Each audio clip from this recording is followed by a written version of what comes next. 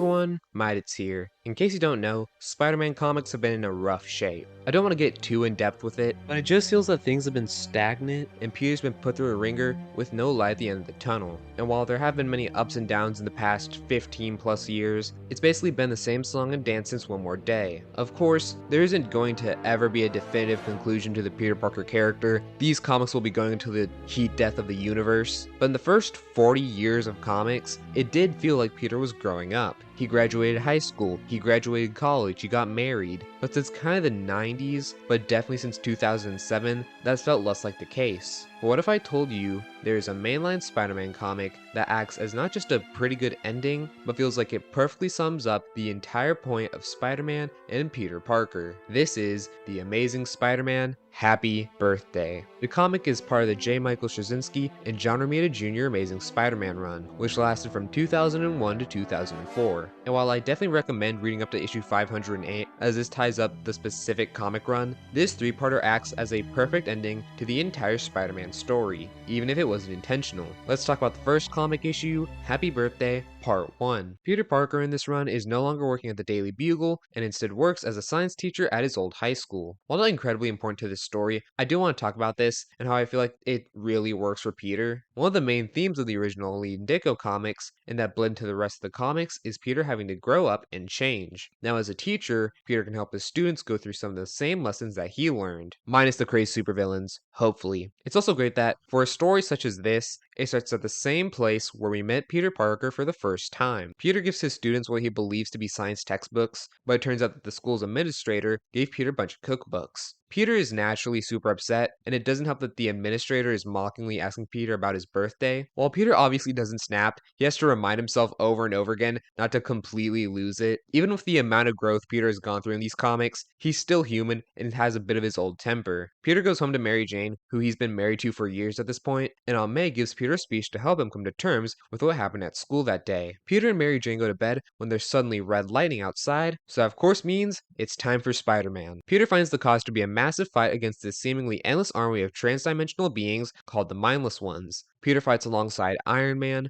Thor, the Fantastic Four, and Cyclops. Peter then saves a woman who turns out to be the administrator from before. She then asks Spider-Man for an autograph, framing it as being for her niece, and Peter immediately knows she wants it for herself because she wants Spider-Man to write it to her name. So Peter decides to leave the autograph someplace where it might be just a bit complicated to get it out. Once again, I love how Peter shows this one instance of being petty because, like I said, he's still the same character we've been following for 40 years, even with all the growth he's gone through. I won't say all the jokes, since I definitely recommend that you read this for yourself, but the humor in this run is absolutely incredible. Peter is so consistently witty in a way that few adaptations can capture. The fight continues until Mr. Fantastic comes up with a plan. He created a gadget that will find the dimension the Mindless Ones came from and drag them back into it. Peter's a bit weary as they're trying to solve a magical problem with a scientific solution, but things are already so severe that they have to take the chance. While they're using the machine, Doctor Strange appears, telling them that they've made a grave mistake. They just accidentally brought back Dormammu. That's the end of part 1. Let's move on to part 2. Dormammu's a bit different in the comics compared to in the movies, so if he looks a bit different, that's why. The other heroes are trying to save more people while Doctor Strange is fighting Dormammu. Peter goes to help Strange, and this leads to Peter unintentionally disrupting a spell. This leads to Strange and Peter both being thrown outside of space and time itself. And it's great seeing both Spider-Man and Doctor Strange here together, as they both initially appeared in a Stan Lee Steve Ditko comic, although the creation of Doctor Strange is credited solely to Steve Ditko. So now we have a story following two characters who normally don't have much to do with each other, but are tied through their creators. Doctor Strange manages to take himself and Spider-Man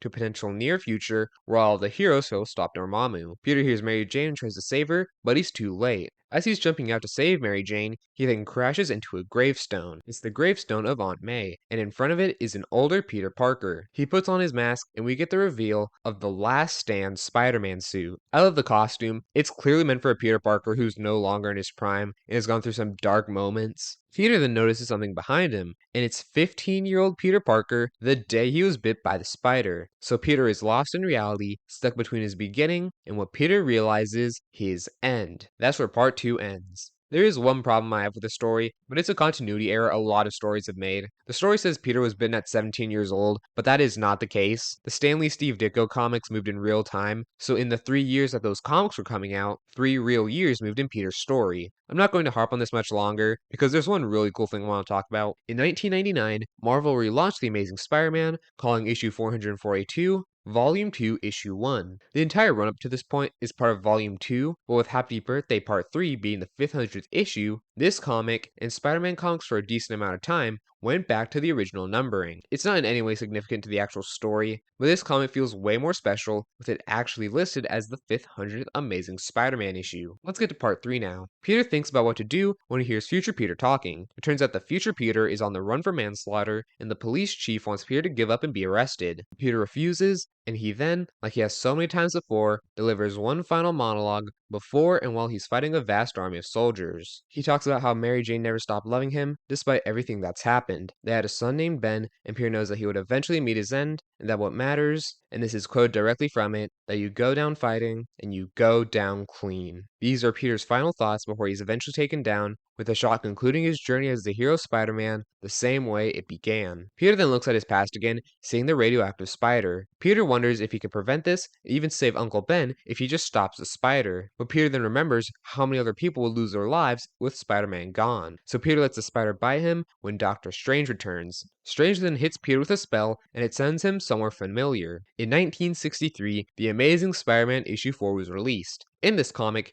Peter faces the villainous Sandman for the first time. Peter is back to this moment. Not only that, but Peter is going through this capable of being hurt and also exceedingly exhausted. Peter remembers the vacuum cleaner he first used to defeat Sandman when he is suddenly facing the Vulture. Spider-Man gets launched into and entrapped in a water tower. This is The Amazing Spider-Man issue 2. Peter tries breaking out, but he's suddenly sent to his first fight with the Lizard, The Amazing Spider-Man issue 6. He gets thrown to a fight with Electro, The Amazing Spider-Man issue 9. Peter starts beating Electro with the rubber gloves he originally had brought to that fight when he's sent to his first non-villain encounter. It's the death of Betty Brant's brother, Bennett, from The Amazing Spider-Man issue 11. Peter tries to comfort Betty, but she clearly despises Spider-Man, blaming him for Bennett's death. Peter's then thrown to his first encounter with Mysterio, The Amazing Spider-Man issue 13. Peter then has to face a well-known purple and green character who is heavily connected to Spider-Man and appears in The Amazing Spider-Man issue 14, the Hulk. Peter is then stuck under the rubble inside of Doc Ock's underwater base,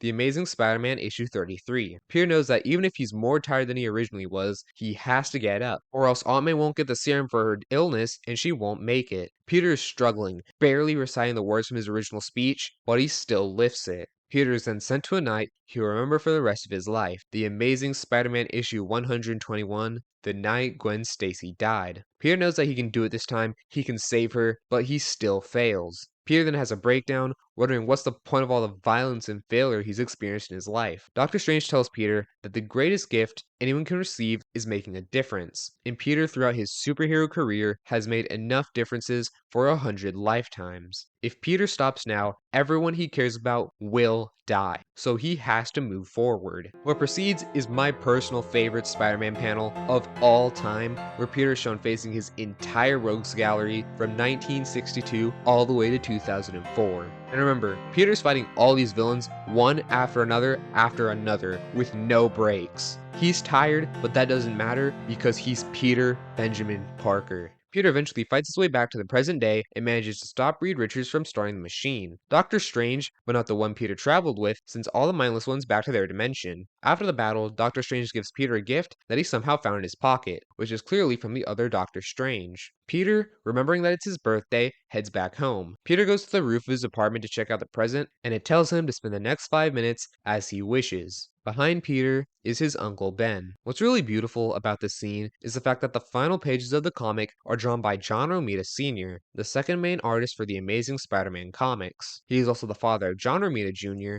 the artist for the rest of this run in comic, so we see a switch between son and father as Peter gets to talk to Ben once again. Peter asks Ben for forgiveness, but Ben says that it's inevitable and even necessary to make mistakes. Ben says that the only thing that would disappoint him is if Peter didn't reach for the life Ben wanted for him, and if he settled for less, because of a fear of reaching for more, and if he walked away from his ideals. He asks Peter if he's done that, and Peter tells him he hasn't. Ben says that Peter's life has meaning and that Ben taught him well. Peter wants to tell Ben about all the unimaginable, amazing things that have happened to him, but Ben just wants to know one more thing. Is Peter happy? One thing I've seen people talk about before that makes comic books so great is that time passes relative to how long a reader holds onto the panel. So you can look at this for a little bit and move on to the next panel, or you can just stare at it. And imagine Peter remembering his entire time as Spider-Man even more vividly, as he just a few moments ago relived everything. Peter remembers every struggle, every fight, every tragedy, every joy,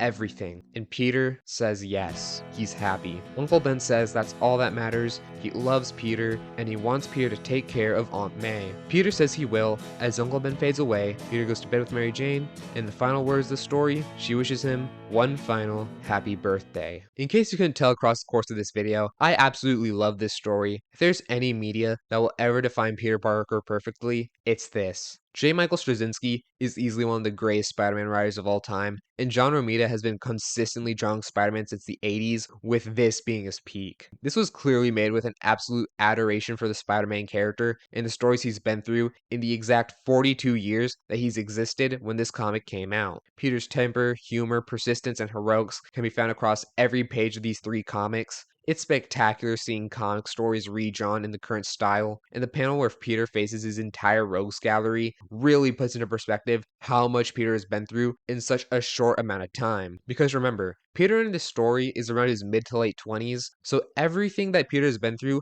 in all of 616 comics to this point happened across less than 15 years. And it's kind of funny seeing Spider-Man comics continue, considering just how perfectly the ending encapsulates it encapsulates perfectly what Stan Lee, Jerry Conway, Len Wein, Marv Wolfman, Denny O'Neil, Roger Stern, Tom DeFalco, David Michelini, J.M. DeMatteis, Howard Mackie, J. Michael Straczynski, Steve Ditko, John Romita Sr., Gil Kane, Ross Andrew, Keith Pollard, Ron Frenz, Todd McFarlane, Eric Larson, Mark Bagley, John Byrne, John Romita Jr., and countless other writers and artists are trying to tell with Spider-Man. This story shows that Peter has persevered through every single adversity in his life, no matter the challenge. Peter's life has been progressively getting more and more difficult the longer he puts that costume on, but it's allowed him to do amazing things that no one else can even imagine. And Peter's life is far greater than he gives it credit for. And it's clear that, in spite of all the danger, Peter Benjamin Parker is the amazing Spider-Man, and he wouldn't trade it for the world. Hey, what's that? I hope you all enjoyed today's video. I'm probably going to be returning to school by the time of the next video, so my schedule might slow down.